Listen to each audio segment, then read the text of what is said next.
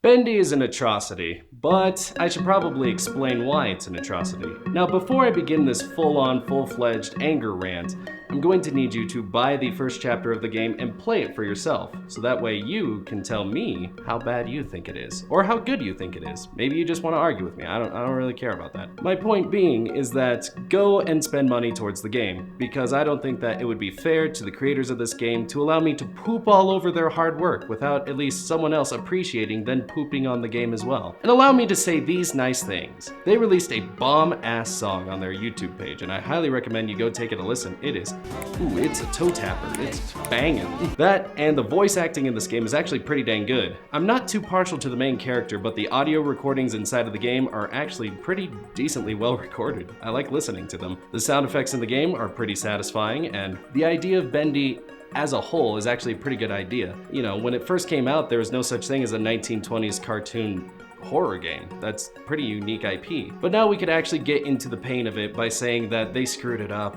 They screwed it up real bad, and that's my opinion. And I've been holding it in for a solid year, normies. I've been thinking about this script for a year and how I could compact it, and now I get to let it out. So let's start with first impressions. You start the game and there are 2 notes on a violin playing as the soundtrack. Not exactly a great soundtrack, I'm not going to lie, but then you get into the game itself, and you start in the most confusing goddamn building of your entire lifetime.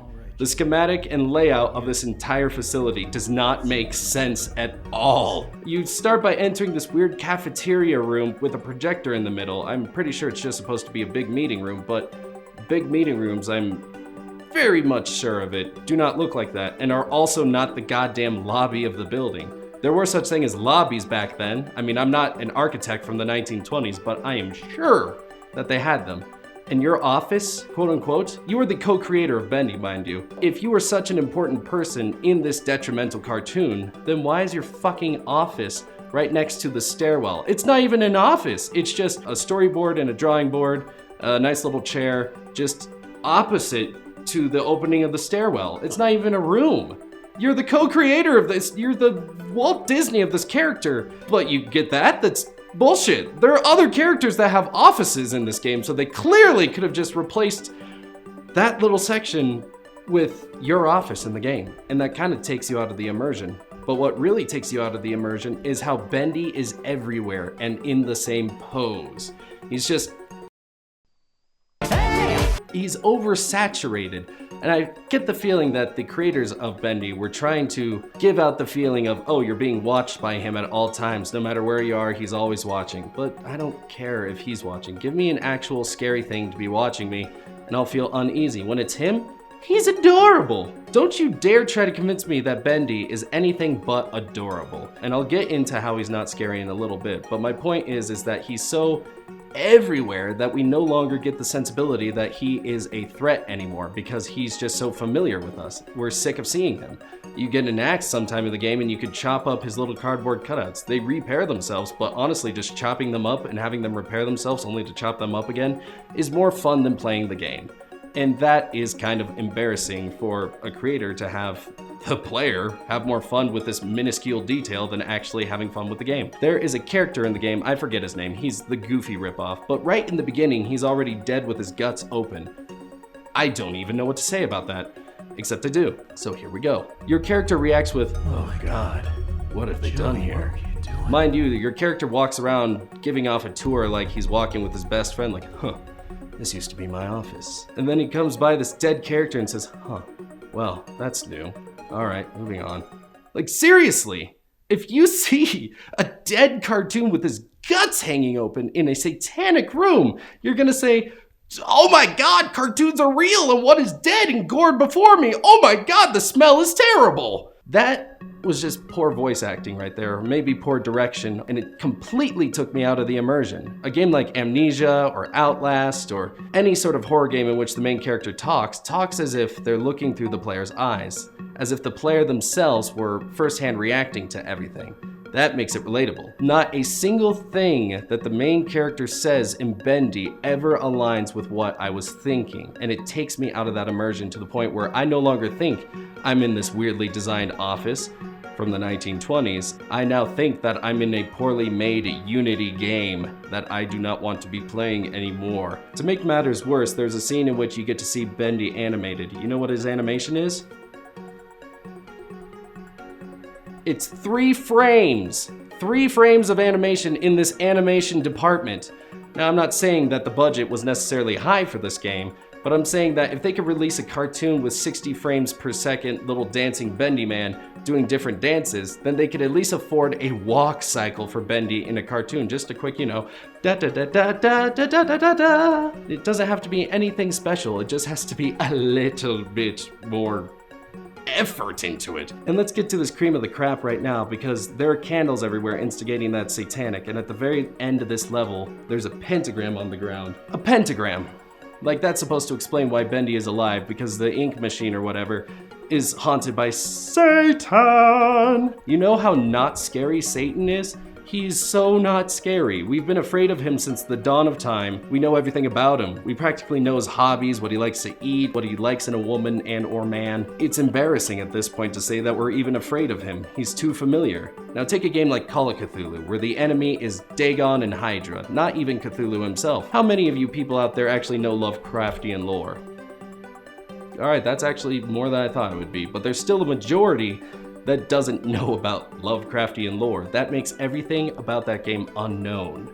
The unknown is terrifying. It's been unknown since the dawn of time. It's evolutionary. What's that in the bush? Is it a bear? Or maybe something else less scary, like a hamster or Satan? See, you're never scared to check if it's Bendy though, because he's a squirrel or a Satan. Not scary at all. And on that note, at the beginning of the game, the first jump scare comes when you turn the ink machine on and it spawns Bendy. Bendy appears in a room and it goes out of a nice little opening in a boarded up room, and you're supposed to run through a hallway that's being drenched with ink. Now, I stopped during this part because I wanted to see what would happen if I were to die. I like that in horror games. I like to test all the little boundaries and what happens if you die. And guess what?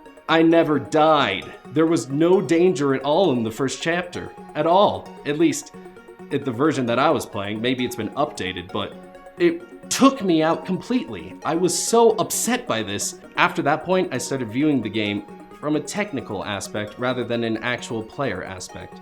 I went ahead and I bought the next chapter, and it was a similar scenario. I looked at it from a technical aspect. When Bendy chases you in the next chapter, I looked at it as he's not going to catch me. They're going to give me just enough time to be able to escape him no matter what. So I wasn't afraid, because the game would not actually allow you to physically die. It's not like they would make death really matter anyways. The game makes death not really that scary either. Let's take Call of Cthulhu again. There's a level called the Refinery, and in the Refinery there are limited save points and there are enemies who randomly spawn everywhere. And even if you kill all the enemies, there will be more that spawn. Now in this area, I had low medkits, and medkits are detrimental because they give you stints, they heal your entire body, they stop bleed out. If you get shot, you start bleeding out. All these enemies have guns, and you can hear them coming because they say things like, "Ah, where'd he go? Where is he? He's just missing." But that noise was the scariest shit, even though the game is a low poly piece of shit, really. It's a glitchy, nonsensical nightmare of glitch. But I was scared because it was so difficult for me to get from one checkpoint to the other that when I heard one of them go, "Where's my acne medication?" then I would just fling around with my gun facing forward, my most powerful one, because I was afraid I was going to die and go back to the save point again. It made death not an option anymore. It made death inaccessible. If I were to die, then I would have to have the worst time of my life getting back to the save point. But in Bendy, sorry you died, kid. Here's 5 seconds before you died. Try again. That's it? That's the only thing you're going to counter me for death with? I should be punished for death. You should take me to the beginning of the chapter and turn the game off entirely. Amnesia Justine did that very well as well. If you died in Justine, the game would just shut off. There was no saving in Justine either, so every single time you had to start again. That made trying to save the other people so much scarier and so much more panic-inducing because you're also running at the same time. And honest to God, you feel like your heart is gonna pound out of your chest and you're so nervous that someone's gonna come behind you and tickle you or stick his dick in your eye that... I wanna feel that with Bendy. I really do. And I don't feel like that's something that I should be asking for in a horror game. Now, if I had an infinite budget, With infinite workers and infinite time, I would make a different game. I would finish Bannerlords. But let's apply it to Bendy. If I had all those resources, I would make Bendy a protagonist. I would make him the helper of the protagonist, if you will. He would be charting along like nice little happy little screens and whatnot and be saying, "Hey, get me out of here. I'm alive because of the ink machine and its magical properties, but now it's corrupt and it's trying to kill me and turn me insane and take me to a nightmare generation. Please take me out of the machine." Your whole point of the game is you have to. You gotta help your buddy out. You created him. He's like your son. It's a nice father-son thing. But let's say halfway through you take him out and then suddenly he's got the ink machine chaos all over him.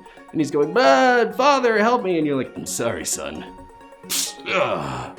"Oh, well, that's a fine how do you do." And then suddenly he's dead on the ground. That's heartbreaking for the character. Let's say that very same ink, when you look at it, things go black and white and they start bouncing up and down, like the walls go up and down and start shrinking and growing. Maybe the furniture does too, like an old-fashioned cartoon, and it starts playing old-fashioned music. But the more that you get corrupt with it, the more corrupt the actual cartoon becomes. The music becomes distorted, the building bounces way too hard, and you feel a legitimate sense of fear as things turn black and white and you don't know what's happening.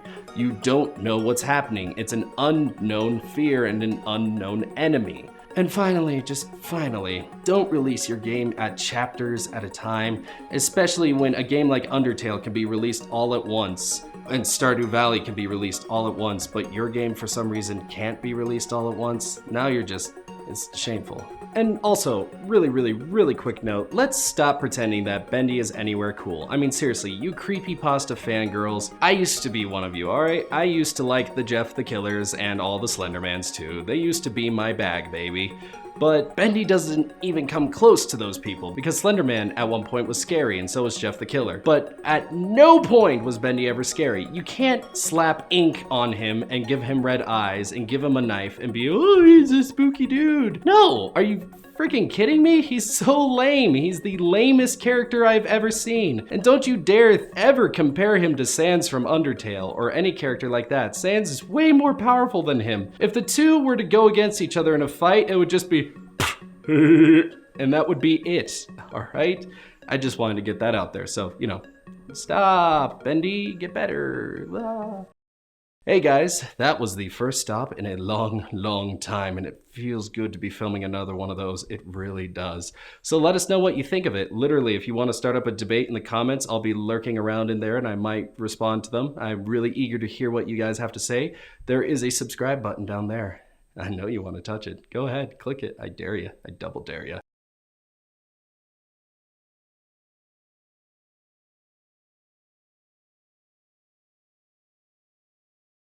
Blah.